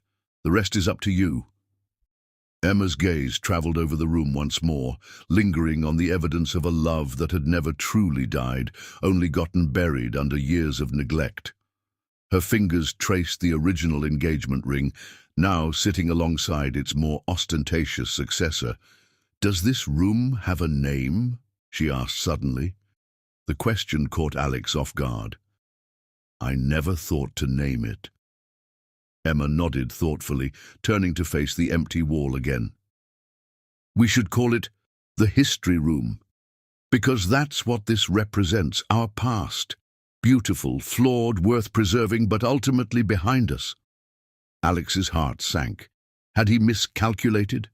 Had showing her this room only reinforced her decision to leave? But then Emma turned back to him, taking both his hands in hers. "And that empty wall, that's what I'm interested in now. Not what we were, but what we might become. Not the story we failed to maintain, but the one we might write together if we're brave enough." She glanced at her watch. "Sunrise isn't for another hour, and I think I need that hour to tell you something I've been afraid to admit, even to myself." Chapter 9. The Truth. They sat facing each other in the secret room, surrounded by the artifacts of their love. Alex brought in cushions from the living room sofa, creating a makeshift nest on the floor. The intimacy of the space, this hidden shrine to their relationship, created a confessional atmosphere that made even silence feel significant. Emma's hands trembled slightly as she gathered her courage. The original engagement ring on her right hand caught the light differently than its successor, less brilliant perhaps, but somehow warmer. "When I first got my diagnosis," she began, her voice barely above a whisper, "I was devastated, not because I'd always dreamed of motherhood, but because suddenly choice became destiny. What might have been became what could never be." Alex listened, giving her the space her confession required. The doctor was clinical about it, efficient, advanced maternal age, and diminished ovarian reserve, delivered with the same tone he might use to discuss cholesterol levels. Emma's laugh held no humor. I sat there nodding, as if we were discussing someone else's body, someone else's future. She twisted the original engagement ring on her finger. "I kept thinking about that night in Napa, our second anniversary. We stayed at that ridiculous vineyard villa, drinking wine on the terrace. You said, 'Someday our kids will think we're so boring,' and I laughed and said, 'Someday is still far away.'" Alex remembered the moment with perfect clarity. Emma backlit by sunset, hair gleaming copper, her smile confident as she postponed parenthood for careers they both prioritized. The memory carried no bitterness now, only the poignancy of paths not taken. "Suddenly someday wasn't just far away," Emma continued. "It was potentially never. And the strangest part? I wasn't sure how I felt about that." She met his gaze directly. "I've never had that maternal instinct some women describe, that deep biological yearning for a child. I always thought I'd have children because that's what successful couples do, because you'd be an amazing father, because I didn't want to regret not trying." "You've never told me that before," Alex said softly. "How could I?" Emma's voice cracked slightly. "When society expects women to want motherhood instinctively. When your mother has been not so subtly mentioning grandchildren since our wedding day." She drew a steadying breath. "But that diagnosis forced me to confront the question, did I actually want children, or did I simply assume they'd be part of our future someday?"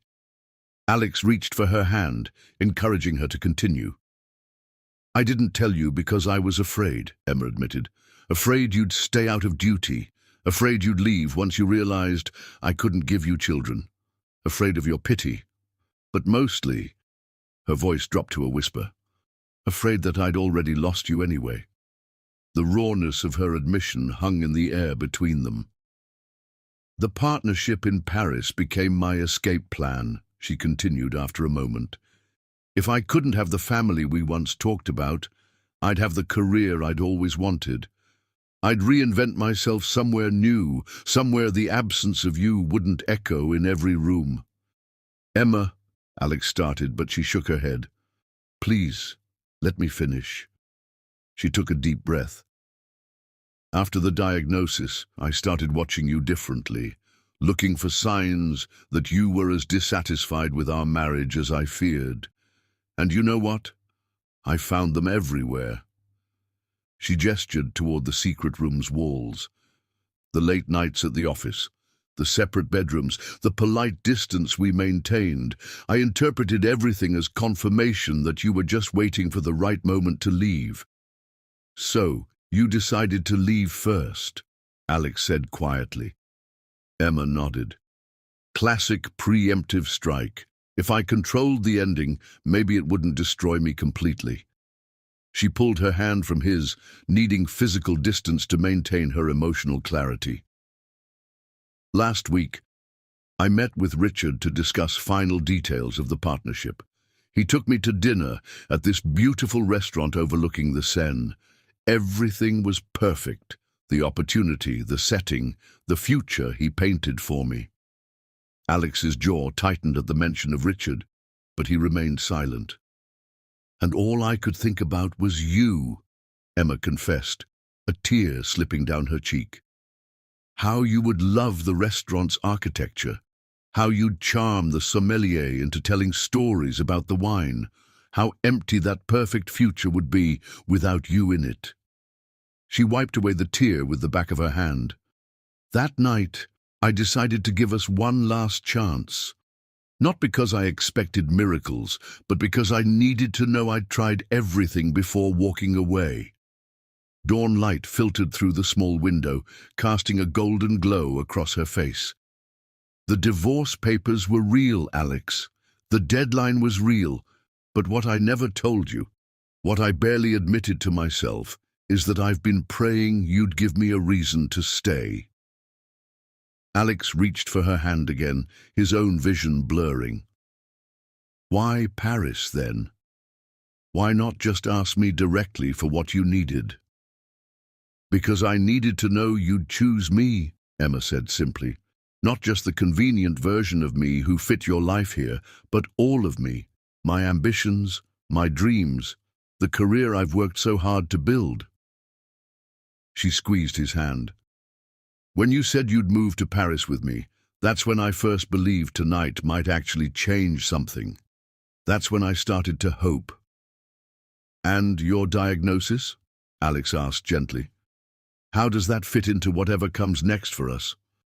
Emma looked away, staring at the chronological display of their relationship, from carefree beginnings to complicated present. "I've spent 6 months thinking of it as an ending," she said finally. "The end of possibilities, the end of choices. But sitting here, surrounded by all these moments we've shared." She gestured to the room. "Maybe it's just another turn in our story, not an ending, but a redirection." She met his eyes, vulnerability etched in every line of her face. "But I need to know where you stand. Not what you think I want to hear, but your honest truth. Do you want children, Alex? Has that always been part of your vision for us?" The question hung between them, weighted with significance. Alex considered it carefully, knowing this was no moment for placation or easy answers. "I want you," he said finally. "Children have always been a maybe someday for me, not a requirement for happiness." He shifted closer, taking both her hands in his. "When we were younger, I assumed we'd have kids eventually because that's what people do. But as years passed, I realized I was perfectly content building a life with just you." Emma searched his face for any hint of deception or sacrifice. "You're not just saying that?" "I've done enough damage by not being honest with you," Alex replied. "I won't add to it now." He gently brushed a strand of hair from her face. If you want to pursue fertility treatments, I'll be beside you every step. If you want to explore adoption or surrogacy, I'm all in. If you decide you want just us, I'll consider myself the luckiest man alive to have a lifetime with you alone. His voice broke slightly. The only future I can't accept is one without you in it. Emma's tears fell freely now. How can you be so certain when I'm still so confused? Because tonight reminded me what clarity feels like, Alex said simply.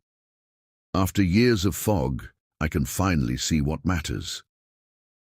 Dawn's golden light strengthened, casting long shadows across the memory-filled walls. Outside the small window, the sky had begun its transformation from indigo to azure. There's something else I haven't told you, Emma said after a moment, about Richard and Paris. Alex tensed involuntarily, bracing for another revelation. Richard doesn't just want a legal partner, Emma continued quietly. The position is legitimate. The firm needs someone with my expertise in international arbitration. But Richard made it clear he's hoping for more. She met Alex's gaze steadily. He didn't explicitly proposition me. He's too smart for that. But there were comments about how well we worked together in law school, how he's never found that same connection with anyone since, how Paris is the most romantic city in the world. Alex's expression darkened. I knew it. Don't, Emma warned. Don't make this about your rivalry with Richard. This is about whether you trust me. I trust you completely, Alex said without hesitation. It's him I don't trust. And that's where we keep failing, Emma replied, frustration edging into her voice. You focus on Richard's intentions rather than recognizing that regardless of what he wants, I make my own choices. She stood, needing to move, to create physical space for her thoughts. I told Richard I was married. He said, and I quote, for now, as if my marriage were a temporary inconvenience rather than the central relationship of my life. Alex stood as well, keeping his distance but watching her intently. What did you say to that? Nothing, Emma admitted. I changed the subject. And that's when I realized I was using him as an escape route, not just professionally but personally. That I was considering running from our problems instead of facing them. She turned to face him fully. That night, I decided on the ultimatum. If you showed me even a glimmer of the man I married, the one who saw me completely and loved me anyway, I'd find the courage to try again. Alex took a small step toward her. And did I? Show you that man? Emma's expression softened. You showed me something better. You showed me a man who's learned from his mistakes, who's grown, who sees me more clearly now than he did then. Is that enough? Alex asked, the question containing all his hopes and fears. Instead of answering directly, Emma moved to the empty wall, the blank space reserved for their future. She pressed her palm flat against it, as if testing its solidity. When I was 15, she said quietly, my creative writing teacher gave us an assignment to write our future obituaries. Morbid, right? But she said, write the life you want to be remembered for. She turned back to Alex. I wrote that I died at 97 after arguing a case before the International Court of Justice well into my 80s, that I was survived by my husband of 70 years, who still claimed I was the most brilliant woman he'd ever met. A smile touched her lips. Even then, even before I knew you existed, my imagined perfect life included a partner who admired my mind as much as anything else about me. I've always admired your brilliance, Alex said softly, even when I failed to show it. Emma nodded. I know that now. She moved back to him, close enough that he could see the flecks of gold in her green eyes. Paris isn't about running away anymore, she said. It's about running towards something. A career opportunity that excites me, a new chapter for us, a chance to rebuild without the weight of old patterns and assumptions. Hope bloomed in Alex's chest, tentative but growing. Does that mean... It means I'm not signing those divorce papers, Emma whispered. And it means I need to know if your offer still stands, to build a life together in Paris. Alex brought her hand to his lips, pressing a kiss to her palm. When you handed me those divorce papers, I thought my world was ending. Now I realize it was actually beginning again. Emma shifted closer. I still don't know what happens next. Paris is still a remarkable opportunity. Our problems won't disappear with one night of honesty. No, Alex agreed, but at least we're facing them together now. Outside, the first direct rays of sunlight broke over the horizon, bathing the room in warm light. Their deadline had arrived. Sunrise, Emma whispered, glancing toward the window. Alex's heart constricted. So it is. Emma stood, pulling him to his feet. For a terrible moment, Alex thought she was walking away, that their night together had been beautiful but insufficient. Instead, she led him to the empty wall. She touched an empty space, fingers tracing possibilities only she could see. This is where you'll put the photo of us in Paris, she said softly. Not of me alone, but of us. Together, finding our way in a new city, building a future neither of us could have imagined. Alex stared at her, hardly daring to hope. Does that mean... Emma turned to face him fully, vulnerability and determination mingling in her expression. It means I'm choosing us, she said. Not despite the difficulties, but because of how we face them together. It means I'm not running from problems, but moving toward possibilities. She placed her palm against his cheek. And it means you need to start practicing your French. Alex covered her hand with his. There's a phrase I already know by heart. Let me guess, Emma smiled. Where is the nearest Starbucks? Je t'aime, he whispered instead. I've never stopped loving you, Emma. Not for a single day. Even when we were at our worst, she asked, needing certainty. Especially then, Alex admitted, when we were failing each other most completely, I loved you with a desperation that terrified me. The sunrise painted her in golden light as Alex gathered her into his arms. Through the small window, they could see the city awakening, traffic increasing, lights winking out as night surrendered to day. So we're really doing this? Emma asked, a hint of wonder in her voice. Starting over in Paris. You're willing to leave everything here behind. Not everything, Alex corrected, nodding toward the memory-filled walls. We're taking the best parts with us. He gestured toward the journal on the table. And I'd like to keep writing if that's okay, not in secret anymore, but as a record of our journey. Emma smiled, resting her head against his chest. On one condition. Name it. We write it together from now on, she said. Your perspective and mine. The complete story, not just half of it. As the morning light strengthened, casting their shadows onto the blank wall reserved for future memories, Alex held Emma close, his heart overflowing with gratitude for second chances and truths finally spoken. Je t'aime, he whispered again against her hair. Always.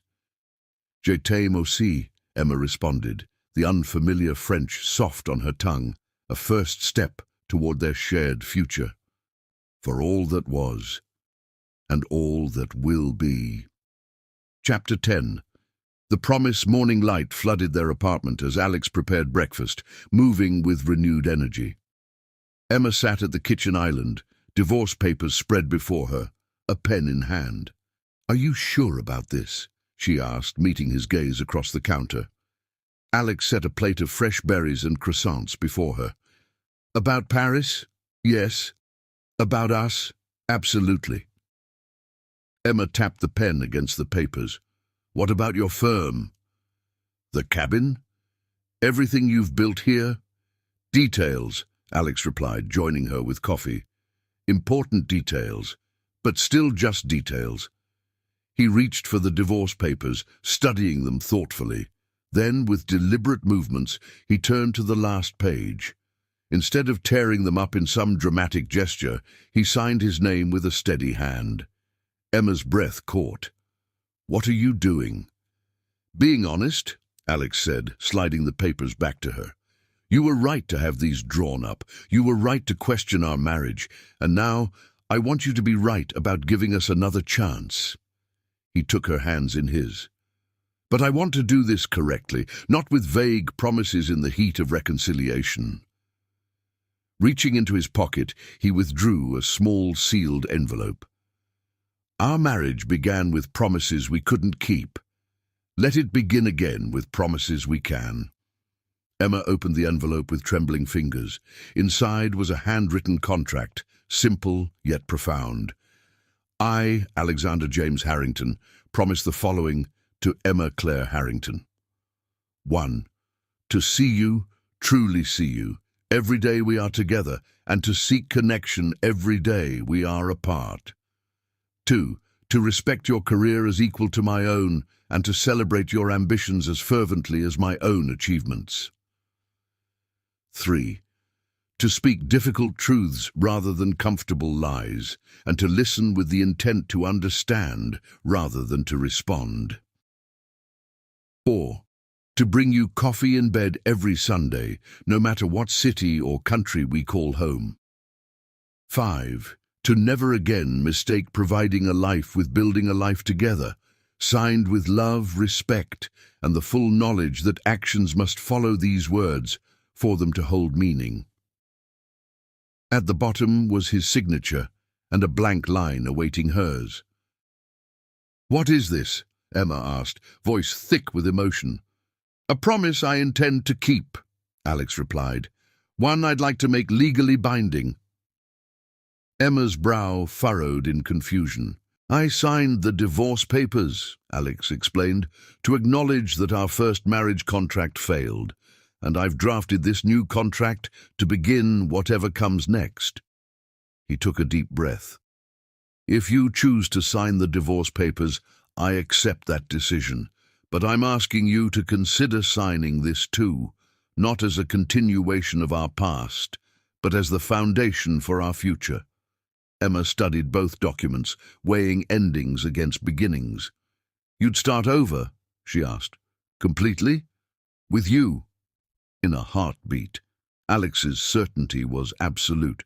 "We can file the divorce papers if that's what you need for closure. Just promise me we won't stop with an ending." He lifted her chin gently. "Marry me again, Emma, in Paris with the Eiffel Tower as our witness, or at the cabin when it's finished, or at City Hall on Monday. I don't care where or how. I just want the chance to do better this time." Emma's eyes searched his, finding nothing but sincerity. Then, with deliberate movements, she reached for his pen.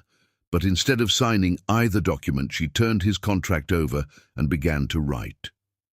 Alex watched in silence as she drafted her own promises. "I, Emma Claire Harrington, promise the following to Alexander James Harrington. 1. To share my fears before they become walls between us. 2. To remember that partnership means weathering storms together, not creating separate shelters. 3. To value presence over presence and connection over convenience. 4.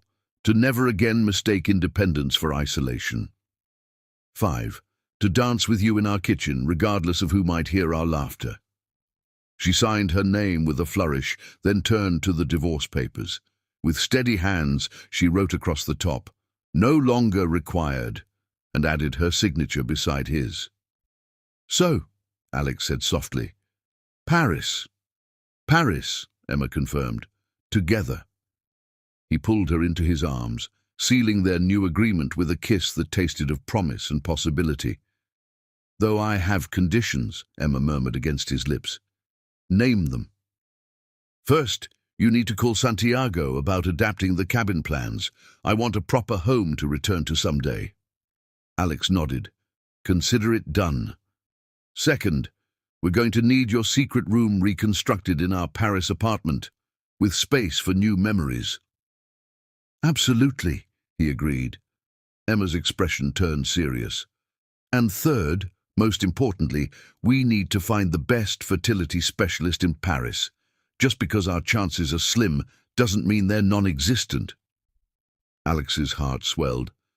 "Are you saying—" "I'm saying I want options," Emma clarified. "I'm saying I refuse to let fear of what might never be prevent us from exploring what could be." Her fingers laced with his. "And I'm saying that whether it's just the two of us, or whether we find other ways to create family, I want that journey to be with you." As morning light bathed their kitchen in gold, Alex pulled Emma to her feet. Without music, without prompting, he began to dance with her, swaying gently to the rhythm of second chances and promises made not in the passion of night, but in the clear, honest light of day. Chapter 11. The Letter. 3 weeks later, Emma stood in their half-packed apartment, surrounded by cardboard boxes and bubble wrap. Paris awaited. She'd officially accepted the partnership, and Alex had secured a visiting professor position at a prestigious French university. Their life together was transforming with dizzying speed. "Have you seen my passport?" Emma called, rifling through desk drawers. She was flying ahead tomorrow for an initial week of meetings while Alex finalized their affairs in the States. "Check the safe," Alex suggested from the kitchen, where he was cataloging items for storage. Emma opened the small wall safe, finding her passport alongside their important documents. As she retrieved it, she noticed an unfamiliar envelope with her name in Alex's handwriting. "What's this?" she asked, returning to the kitchen with both passport and envelope.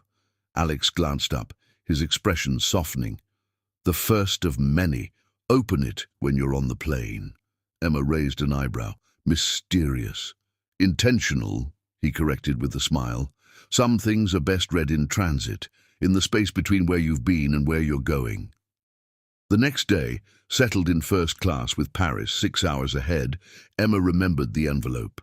She opened it carefully, finding several pages of Alex's distinctive handwriting.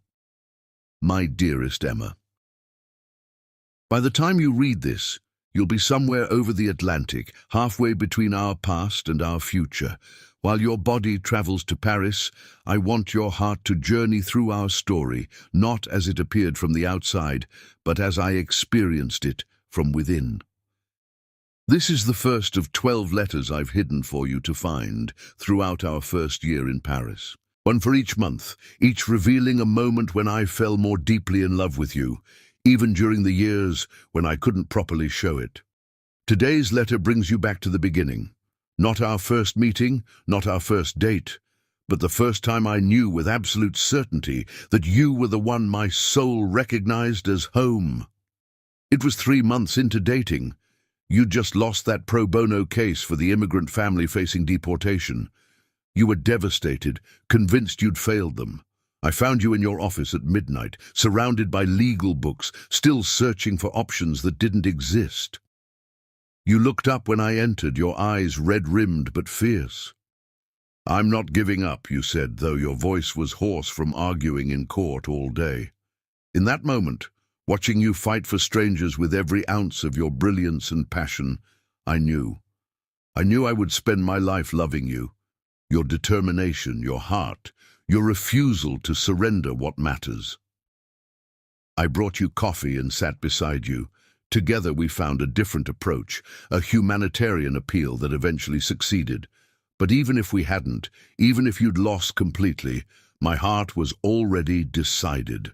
That night, I didn't just fall in love with your strength. I fell in love with your vulnerability, with how deeply you care, with your willingness to break your own heart for what you believe is right.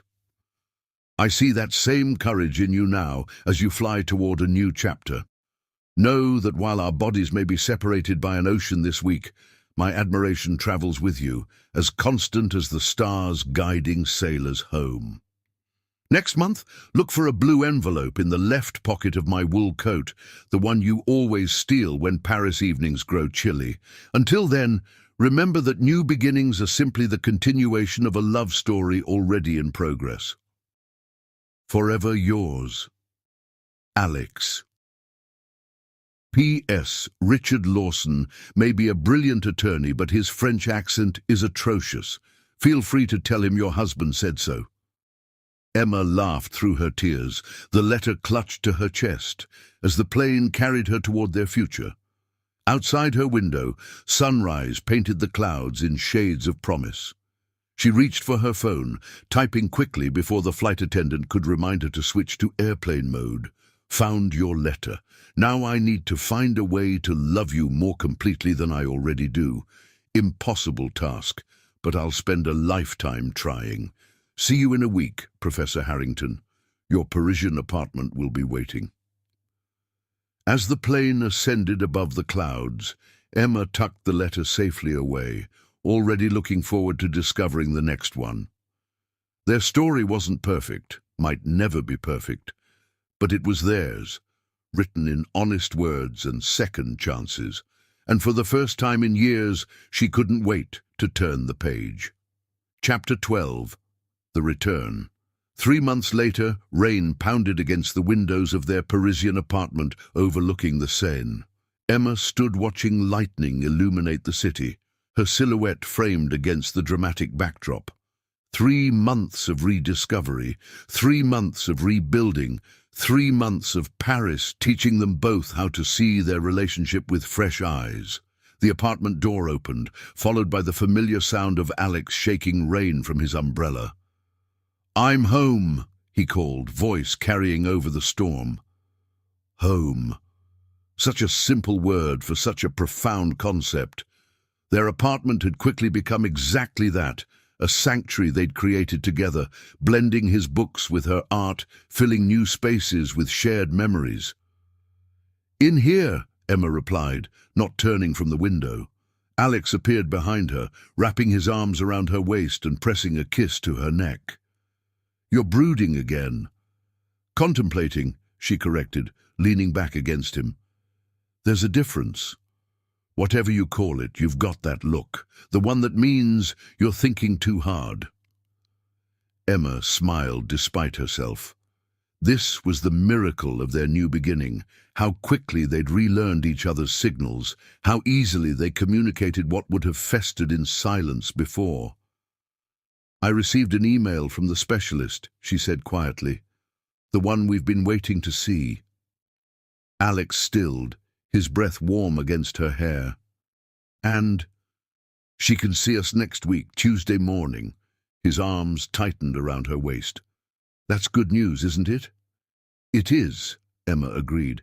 "It's just scary," Alex finished for her, "because hope is always scarier than resignation." Emma turned in his arms, facing him fully. "How do you do that? Know exactly what I'm feeling."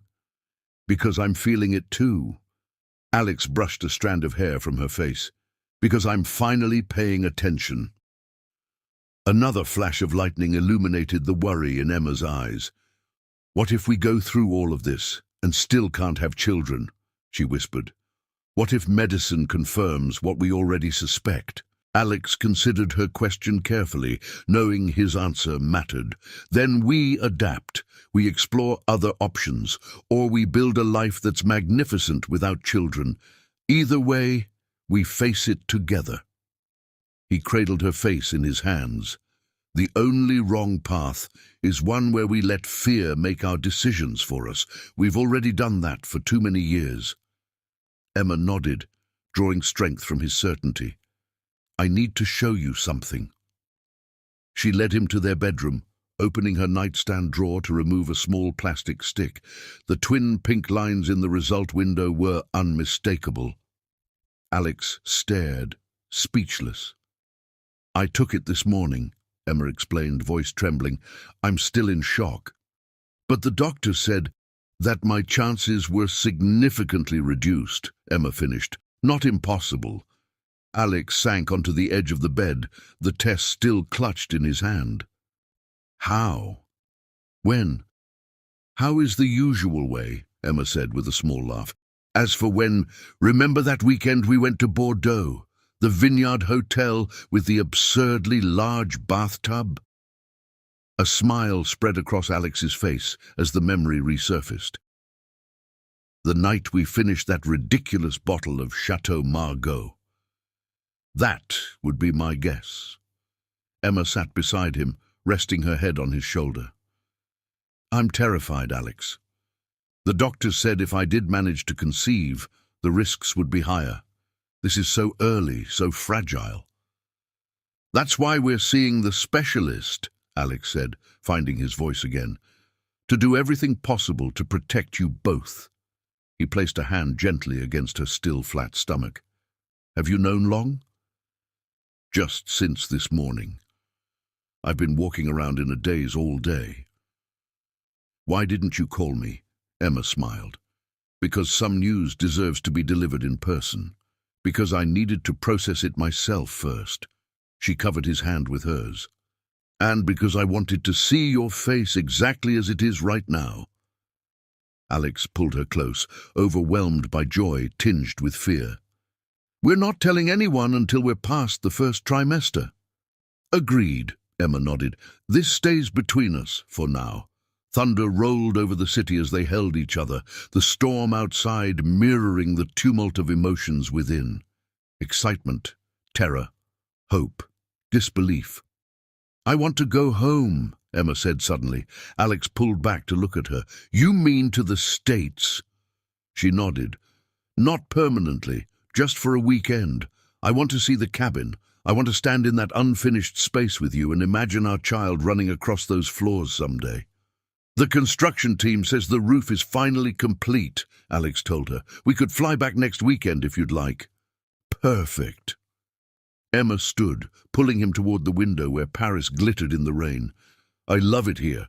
I love the life we're building, but I need to connect what's happening now with the dreams we had then. Alex wrapped his arms around her from behind, both of them watching the storm together.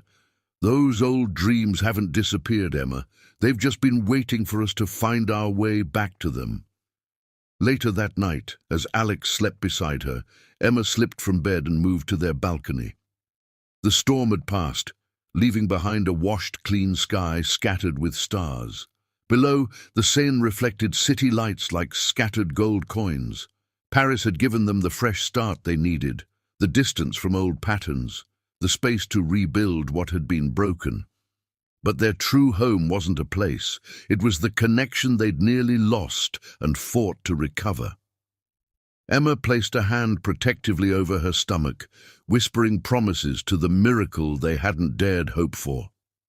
As she did, her gaze caught on the blue envelope, partially hidden in Alex's coat pocket, the next letter in his year-long series. Smiling, she left it undisturbed. Some discoveries were best saved for tomorrow. Some stories unfolded most beautifully when given time to reveal themselves. She returned to bed, curling against Alex's warmth. He stirred, drawing her closer without fully waking. "Love you," he murmured sleepily. "Love you too," Emma whispered back, closing her eyes. Outside their window, Paris continued its eternal dance of light and shadow. Inside, the future they'd once thought impossible took its first fragile breaths, a testament to second chances, to difficult truths spoken in darkness, to love stubborn enough to survive its own undoing.